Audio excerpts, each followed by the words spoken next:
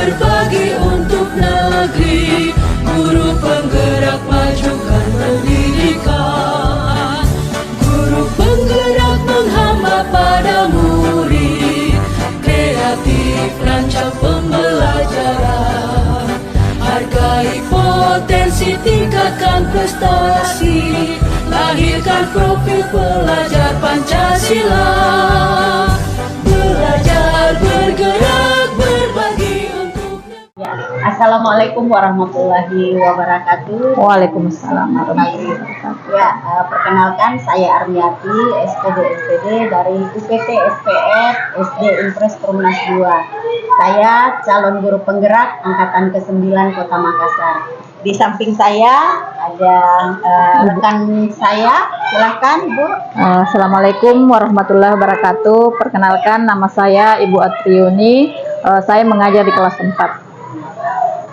Baik, pada kesempatan pagi hari ini kami melakukan kegiatan supervisi akademik, yang mana pada kegiatan supervisi akademik itu terbagi dari 3 bagian. Yang pertama adalah pra-observasi, kemudian observasi, dan yang terakhir adalah pasca observasi. Nah, pada kesempatan ini yang kita lakukan adalah pra-observasi. Nah, saya berharap kita di sini saling bertukar pikiran, Bu, sambil kita berdiskusi. Nah, sebelum memasuki tahap observasi, saya hanya ingin bertanya dulu kepada Ibu Tuni. Kira-kira apa perasaan yang Ibu rasakan di pra-observasi ini? Alhamdulillah, terima kasih atas kesempatan yang diberikan kepada saya.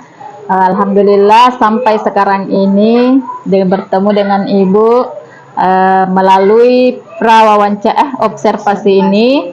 Alhamdulillah, mungkin perasaan saya menjadi senang, akan dapat nantinya ilmu yang baru. Insya Allah. Jadi kita di sini saya tidak menggurui, tetapi pada dasarnya kita di sini sharing, kita bisa bertukar pikiran, kita bisa diskusi bersama, Nah, begini, sebelum melakukan pembelajaran, kira-kira rencana Ibu pada saat melakukan kegiatan pembelajaran di kelas itu, apa tujuan yang ingin Ibu dapat capai dari pembelajaran itu? Kesempatan ini saya akan menjelaskan tentang pembelajaran sifat-sifat cahaya. Melalui materi ini, sifat-sifat cahaya, saya harapkan siswa dapat mendeskripsikan ada 5 macam cahaya. Kemudian dengan cahaya ini ada keterkaitannya dengan indera penglihatan mereka. Kemudian yang kedua, melalui pembelajaran ini saya akan melakukan diskusi kelompok di mana siswa dapat nantinya membuat proyek tentang cahaya. Jadi ada berapa tujuan? Yang 2. Ada 2 tujuan. Oh iya, berarti ada tujuan yang ingin Ibu capai nantinya. Nah, dari tujuan pembelajaran yang ingin Ibu capai tadi yang telah Ibu paparkan, kira-kira pengembangan ke depannya itu seperti apa untuk progresnya untuk anak-anak? Progres ke depannya, anak-anak sudah dapat mengidentifikasikan atau mendeskripsikan melalui eksperimen atau percobaan seperti 5 sifat-sifat cahaya. Oke, berarti kalau seperti itu yang diharapkan, berarti Ibu menggunakan strategi, berarti ada strategi yang Ibu gunakan. Kira-kira strategi seperti apa yang strategi ini melalui sebuah percobaan, di mana percobaan ini anak-anak saya memberikan beberapa kelompok atau membagi beberapa kelompok sebelum melakukan percobaan ini. Misalnya ada yang membawa alat senter sebagai sumber cahaya, kemudian ada membawa gelas bening, kemudian berbagai ada 3 macam karton atau dos yang digunakan yang sudah kita lubangi untuk meluruskan dan mengidentifikasi 5 sifat-sifat cahaya tersebut. Berarti dari paparan Ibu saya bisa katakan bahwa ini adalah metode pembelajaran saintifik ya. Modelnya seperti itu. Mengumpulkan berbagai macam data. Jadi dia melalui pengamatan, melalui eksperimen. Jadi Ibu seperti itu. Jadi ini nanti akan kita terapkan di kelas pada saat pembelajaran ya. Terus motivasi apa yang Ibu dapatkan sehingga melakukan model pembelajaran seperti itu? Motivasinya apa? Motivasi saya untuk melakukan eksperimen ini agar anak-anak lebih paham, lebih mudah mengerti tentang apa sih cahaya tersebut. Jangan hanya melalui cahaya kita bisa mengetahui bahwa cahaya bisa dibiaskan, cahaya bisa merambat lurus, apakah benar atau tidak. Jadi melalui eksperimen ini saya ingin meyakinkan kepada anak-anak saya. Jadi intinya anak-anak itu secara nyata dia menyaksikan langsung tanpa menghayal, secara konkret dia bisa terima kasih Bu. Mudah-mudahan pada saat proses pembelajaran nantinya apa yang Ibu rencanakan dengan model tujuan yang Ibu telah rencanakan itu bisa berjalan pada saat tahap observasi nantinya. Saya berterima kasih kepada Ibu Atriuni telah meluangkan waktunya. Mudah-mudahan kita masih diberi kesempatan untuk bisa bertemu kembali di tahap observasi. Saya ucapkan terima kasih Bu Uni. Terima kasih. Assalamualaikum warahmatullahi wabarakatuh. Waalaikumsalam warahmatullahi wabarakatuh.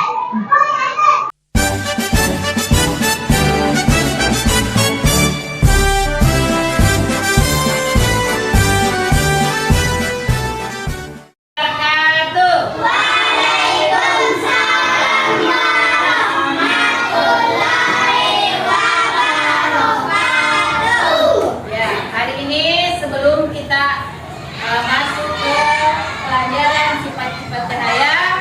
Nah, marilah kita penyegaran dulu sebelum memulai pelajaran kita. Oke? Siap? Siap. Tepuk 1. Tepuk 2. Tepuk 3. Tepuk 4. Tepuk 5. Oke, nah hari ini kita sudah siap belajar. Nah, tema kita hari ini yaitu sifat-sifat cahaya.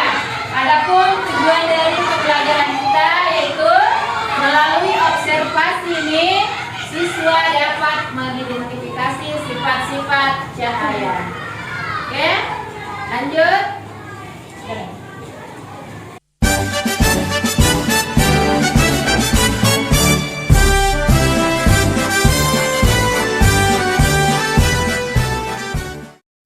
Assalamualaikum warahmatullahi wabarakatuh. Apa kabar Bu Atriuni? Jadi sedikit saya mau menjelaskan kepada Ibu terkait kegiatan kita pada hari ini bahwa sebelumnya kita telah melakukan pra-observasi, kemudian kita juga telah melaksanakan observasi, kemudian pada hari ini kegiatan kita pada sesi pasca observasi. Nah, di sini saya mau bertanya kepada Ibu terkait kegiatan kita setelah melaksanakan kegiatan observasi.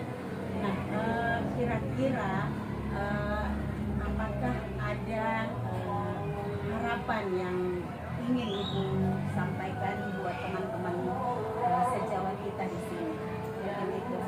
Terima kasih atas kesempatan bincang-bincang pada saat ini. Dari pertanyaan Ibu mengenai harapan saya dan teman-teman di sini tentu banyak, tetapi melihat dari kondisi ini, tentu harapan saya setelah observasi ini ingin mendapatkan saran dari Ibu, pembelajaran dan hal-hal yang baru mengenai proses pembelajaran sudah saya terapkan di kelas ini. Jadi begini, mungkin itu harapannya. Nah, kira-kira ini saya kembali bertanya, perasaan Ibu setelah melakukan kegiatan proses pembelajaran kemarin. Ya.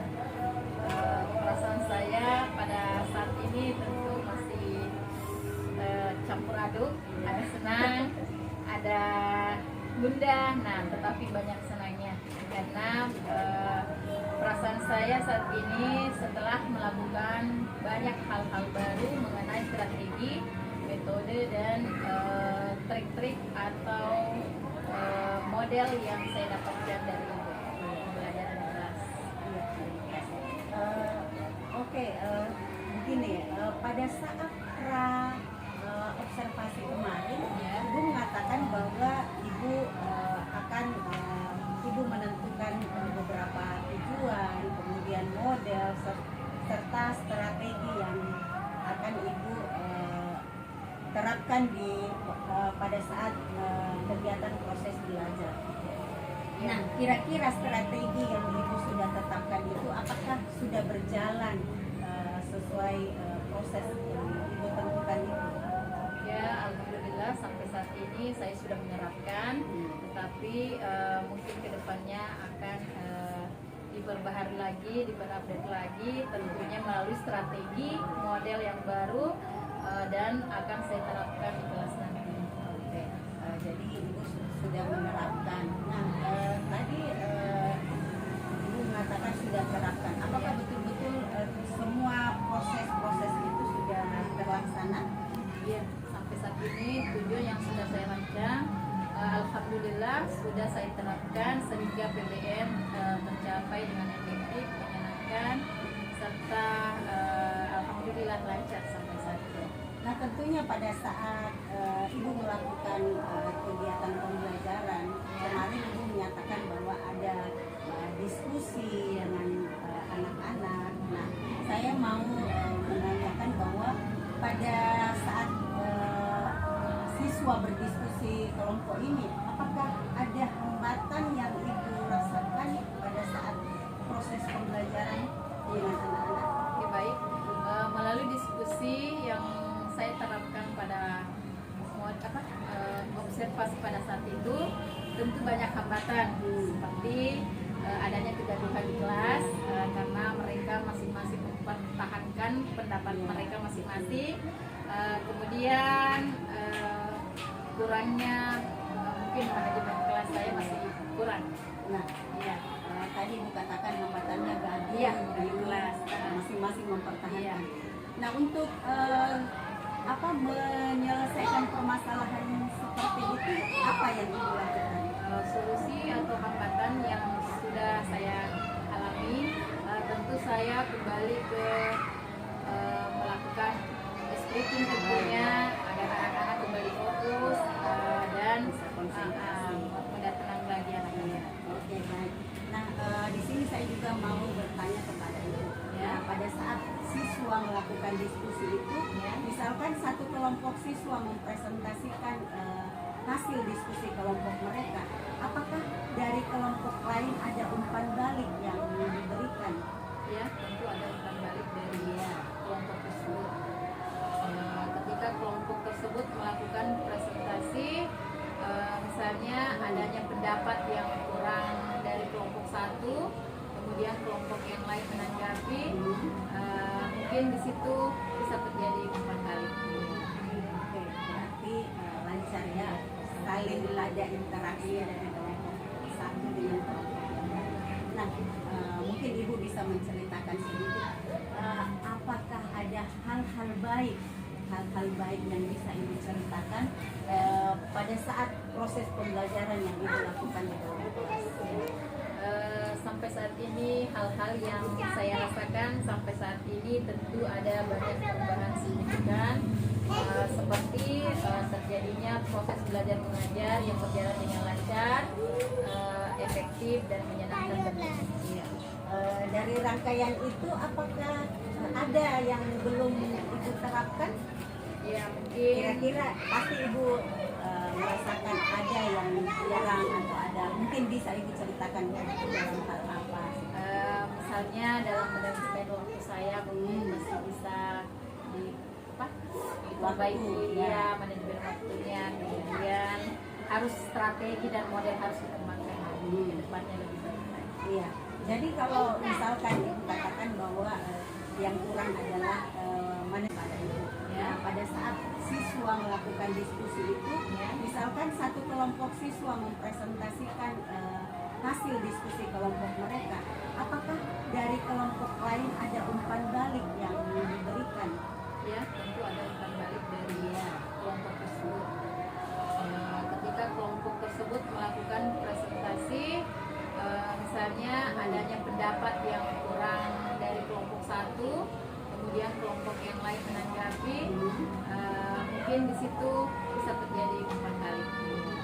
Oke, berarti lancar ya, saling ada interaksi dari kelompok satu dengan kelompok yang lain.